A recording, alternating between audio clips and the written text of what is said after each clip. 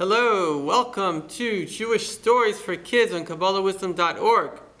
This story is another story about a person who came from heaven.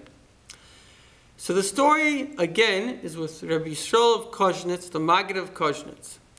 And one night, the Shaychet was the person who shechs, who slaughters the animals and has to say if it's kosher or not, came to the tzaddik.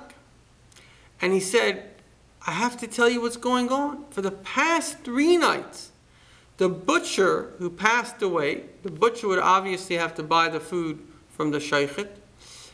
He's been coming to me and he says he wants me to come to a court in heaven. He has a claim against me. What should I do? So he said, well, next time he comes to you, tell him that it says the Torah is not in heaven. We get to decide the Torah on earth. Tell him that he should come to me and I'll decide the case. And that's what he did. Well, he went to the tzaddik, Rabbi Yisrael, and he told him, well, he came to me in a dream and that's what I told him. Then he told his shamash, his helper, I want you to go to the cemetery and I want you to tap on the butcher's grave and tell him to come in the morning to a din Torah court case. In the morning in the synagogue, he separated a part of the room and he put a couple of boards there where no one can see, and the voice of the butcher was heard and he was crying. He said, let me tell you what happened. I unfortunately bought lots of cows and the Shaychet said they were all not kosher. So now I owed a lot of people money and I passed away. I didn't have any money, and now my wife and my children don't have any money, and I owe all these people money.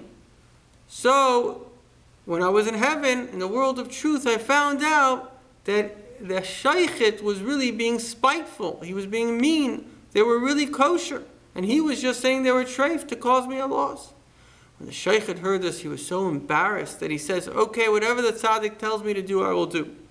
So the tzaddik said, okay, you have to pay all his debt and from now on take care of his wife and children. And they were both happy with this thing. Before the court case finished, the tzaddik said, Isaac'll, tell me, it's so soon after you pass away and you're already just dealing with financial matters? Because it was known that when Isaac was a young man, he had done many bad things. How did they allow you to get off the hook? They said, Rebbe, you're right.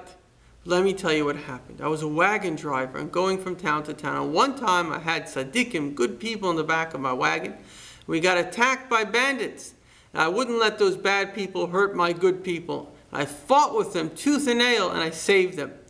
And so everything we do makes a malach, an angel. So all the bad malachim of the sins, they came and they said, oh, this guy deserves Gehenna, he deserves to be punished. But the tzaddikim came and they said, you can't punish him. He saved our lives. And it says whoever saves a life is like he saved the entire world. So they said, okay, you get Gan Eden, rewarded in heaven. But you still have to pay back money you owe. And that's why I had to settle this debt in order to get into Gan Eden. Thank you.